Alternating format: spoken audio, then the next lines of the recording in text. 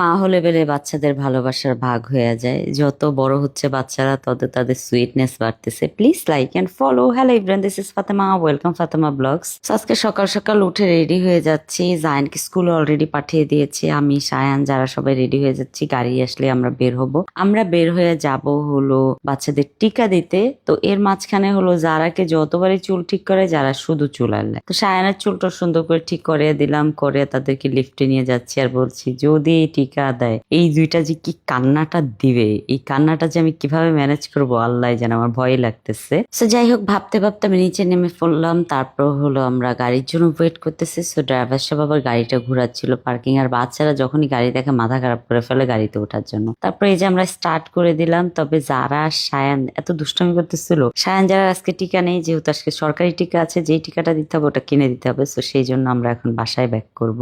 আপনাদের সাথে একটা গুড নিউজ শেয়ার করতে চাই। আমাদের স্টাইল অ্যান্ড লুকের সাথে বায়োজেনের কোলাবোরেশন হয়েছে। সো ওনাদের সব প্রোডাক্ট আপনারা স্টাইল অ্যান্ড লুকে পেয়ে যাবেন। আর আমরাও বায়োজেনের প্রোডাক্ট দিয়ে এখন থেকে সার্ভিস দেওয়া শুরু করেছি। আপনারা চাইলেই আমাদের স্টাইল অ্যান্ড লুকে এসে সব ধরনের সার্ভিস নিলে বায়োজেনের প্রোডাক্ট দিয়ে আমরা সার্ভিস দিব। তবে আপনাদেরকে একটা কথা বলে দিই, একটা ব্র্যান্ড কখন আরেকটা ব্র্যান্ডের সাথে কোলাবোরেশন করে যখন জানে এই ব্র্যান্ডটা অথেন্টিক। সো সেই জন্যই আমাদের স্টাইল অ্যান্ড লুকের 4টা ব্রাঞ্চেই আপনারা পেয়ে যাবেন। প্লিজ সবাই চলে যাবেন আমাদের স্টাইল অ্যান্ড লুকে, ভাইয়ারা সবাই, আপুরা সবাই, বাচ্চাদেরকে নিয়ে। তো যাই হোক, কথা বলতে বলতে আমি চলে আসলাম হলো মাংসের বাজারে। আজকে আমার মাংস কিনতে হবে। সো গরুর মাংস আমি চেষ্টা করি সবসময় ফ্রেশ কিনে তারপর হলো রান্না করতে। তো আমার সাথে যারাকে নিয়ে আসলাম, আর সায়ানকে গাড়িতে রেখে এসেছি। তবে যারার হলো এগুলার থেকে বেশি ইন্টারেস্ট দেশি মুরগি দেখে সে আমাকে দেখাচ্ছিল মাম্মা মুরগি মুরগি। তারপর আমরা বাজার টাজার করে মা মেয়ে সুন্দর করে বের হয়ে গেলাম। বের হয়ে আমরা সুন্দর করে বাসায় চলে আসলাম। এসে হলো এখানে সব মাংসগুলো গুছিয়ে হলো ফ্রিজে ঢুকাইলাম। তারপর হলো এই যে রান্না করা স্টার্ট করে দিচ্ছি।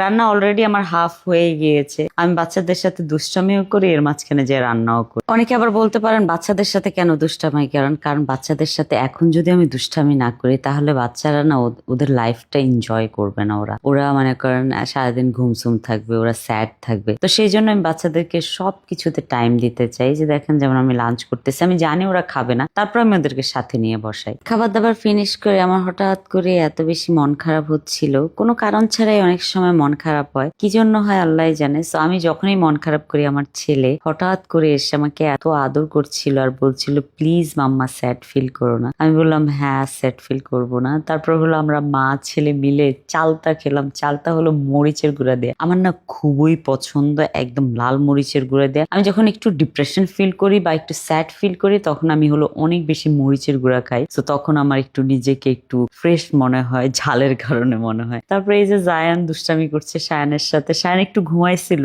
তারপর ঘুম থেকে উঠে তাদের দুই ভাইয়ের দুষ্টামি দেখছিলাম। আমি জায়ানকে বলছিলাম জায়ান তুমি সায়ানকে একটু বেশি টর্চার করো। যারাকে তো তুমি কোনোদিন একটা বকাও দাও না, একটা মাইরও দাও না, কিন্তু সায়ানকে চান্স পেলেই মাইর দাও। সবকিছু মিলে আজকের দিনটা আলহামদুলিল্লাহ খুবই ভালো গিয়েছে। Thank you so much for watching my video.